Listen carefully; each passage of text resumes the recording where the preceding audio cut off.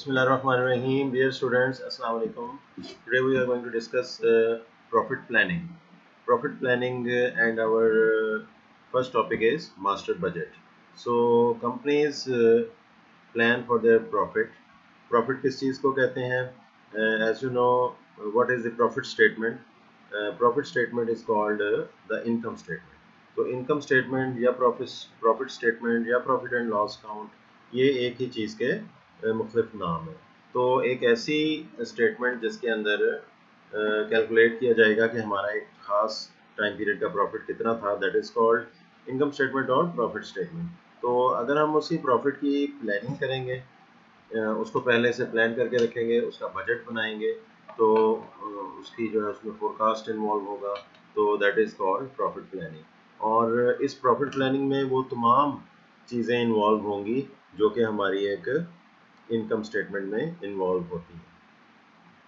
तो ये ना सिर्फ इसमें ये होगा, बल्कि ये है कि प्रॉफिट के साथ साथ हमारी कुछ और चीज़ें भी इसमें इन्वॉल्व हो जाएंगी, और हमारा ओवरऑल जो बजट है वो उसमें कुछ जो है ओवरऑल इनकम स्टेटमेंट के बाद हम अपना जो है वो इसमें बजटेड बैलेंस शीट को भी देखेंगे, और इस तरह से एक हमारा पूरा सेट ऑफ फाइनेंशियल स्टेटमेंट्स जब बजटेड होगा, पहले से बना हुआ होगा, तो इस तरह से हमारा एक प्लानिंग फेज कंप्लीट होगा।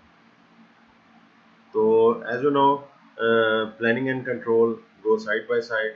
सो कंपनीज जो हैं एक ख़ास टाइम पीरियड शुरू होने से पहले, फॉर एग्जांपल एक साल है, पूरे साल का एक बजट बनेगा, मास्टर बजट। उसके बाद फिर उस बजट में से जो है क्वार्टरली बजट बनेंगे, मंथली बजट बनेंगे, वगैरह वगैरह। तो उस बजट के बाद जब प्रैक्टिकली जब हम उस स्टेज पे पहुंचेंगे, जब वो एग्जीक्यूट हो रहा होगा प्रैक्टिकली, तो फिर उस प्लान को एक्चुअल रिजल्ट से कंपेयर किया जाएगा, दैट इज कॉल्ड कंट्रोल।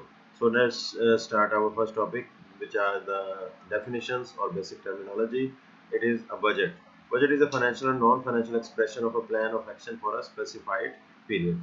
एक खास टाइम पीरियड के लिए फर्ज करें हम जो है अपनी फाइनेंशियल और नॉन फाइनेंशियल एक्सप्रेशंस को शो करते हैं प्लान ऑफ एक्शन के लिए। प्लान ऑफ एक्शन क्या है? हमारी सेल्स हैं, हमारी कॉस्ट ऑफ गुड सोल्ड है, ग्रॉस प्रॉफिट है, दूसरे एक्सपेंसेस हैं। तो उन सब चीज़ों को फाइनेंशियल एक्सप्रेशन में शो करना, ये हम इसको देखेंगे। और जो है नॉन फाइनेंशियल का इसमें क्वेश्चन जो राइज होता है कि इसमें नॉन फाइनेंशियल एक्सप्रेशन क्या हो सकता है, वो ये हो सकता है कि फ़र्ज़ करें कि एक ख़ास टाइम पीरियड में हमें जो है एक अपने टास्क को परफॉर्म करने के लिए इतने नंबर ऑफ़ यूनिट्स जो हैं वो चाहिए, इतने एम्प्लॉयज़ चाहिए, तो इन सब का डेटा जो है नॉन फाइनेंशियल एक्सप्रेशन हो जाएगा।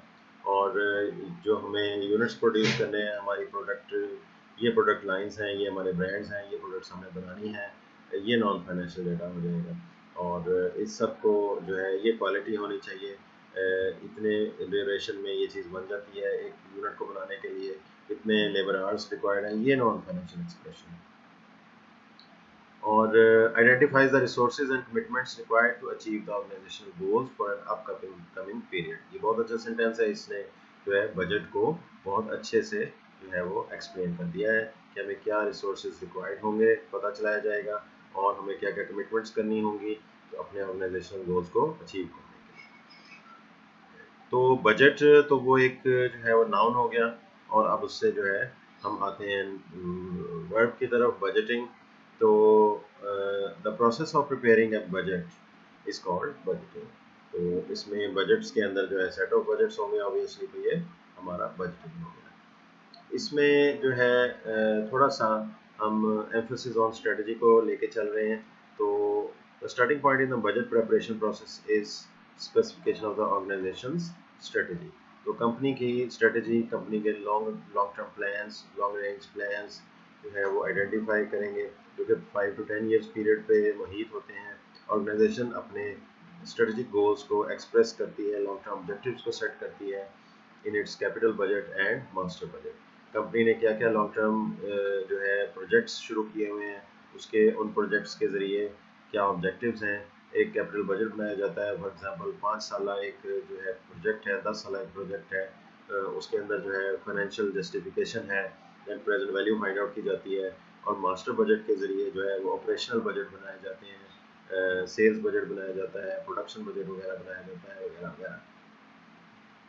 Strategic budget expenditure represents a special class of capital budgeting proposals, that is, those that lead to a long-term value and competitive advantage by the organization.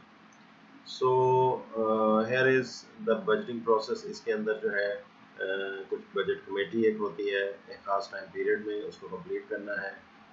ये budget कुछ guidelines होती हैं। तो let's move on to our original topic, which is the master budget, and on which we will be concentrating more on this lecture and in a few lectures which are coming afterwards.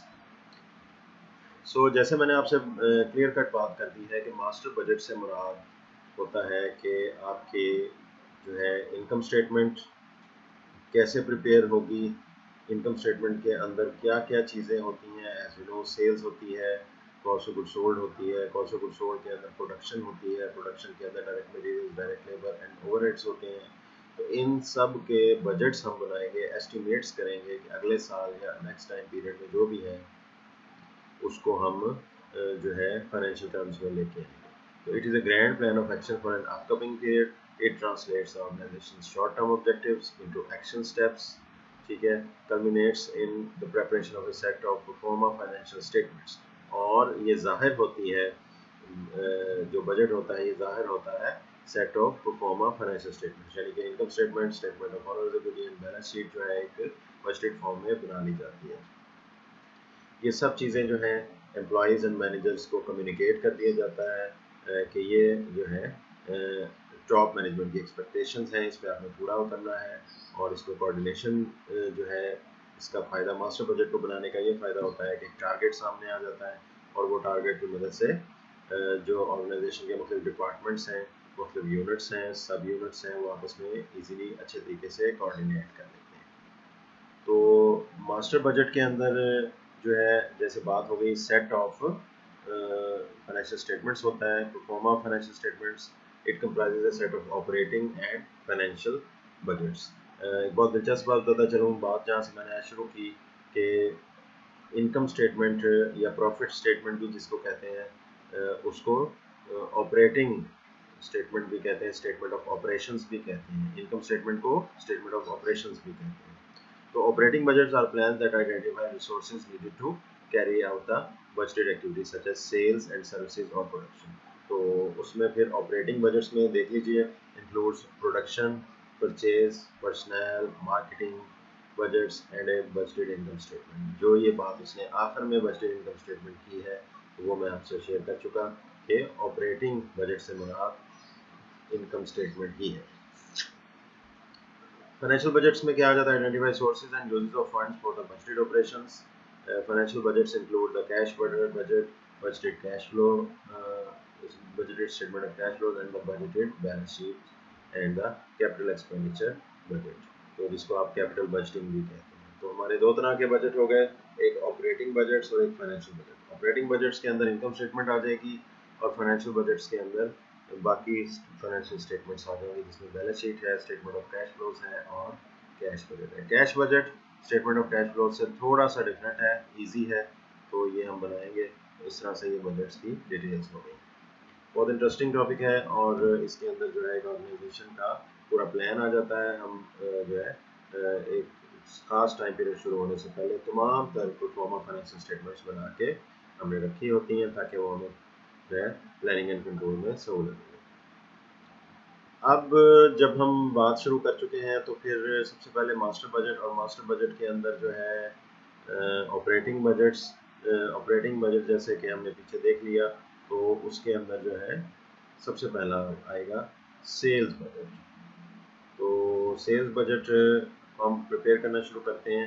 Sales budget के अंदर is often refer to as the cornerstone of the entire master budget. Sales budget जो है वो बहुत basic जो है वो budget है, हैज़ टू कंपोनेंट्स, बहुत इजी है। इस आज हम इसी पे इसको एंड करेंगे इंशाल्लाह।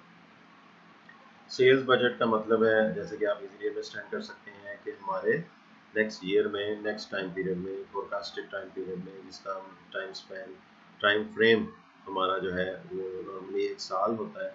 उसके बाद फिर उसको क्वार्टर्स में कन्वर्ट कर लिया जाता है, क्वार्टरली बजट्स भी बनाए जाते हैं। तो उसमें कितने फोरकास्टेड यूनिट्स हम सेल करेंगे और हमारी बजटेड सेलिंग प्राइस क्या है। तो सेल्स बजट का ये बहुत आसान परफॉर्मा है, ये बिल्कुल इसी तरह से ही आप इसको सॉल्व करेंगे, बहुत इजी है। तो फॉर एग्जांपल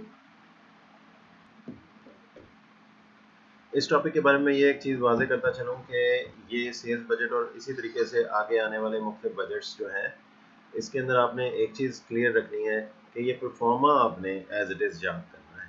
परफॉर्मे को लिख के वैल्यूज़ जो हैं वो आपने अपने सिनेरियोज में से, केसेस में से, एक्सरसाइजेस, प्रॉब्लम्स में से आपने वैल्यूज़ लेनी है और उसको पुट कर देना है। फॉर एग्जांपल ये अगर एक क्वार्टर का बजट है तो ऑब्वियसली अगर वो क्वार्टर अप्रैल में जून है तो ऑब्वियसली अगर किसी सिनेरियो में अप्रैल में जून की जगह जनवरी फरवरी मार्च है तो वो आप चेंज कर लेंगे और इधर क्वार्टर लिख लेंगे।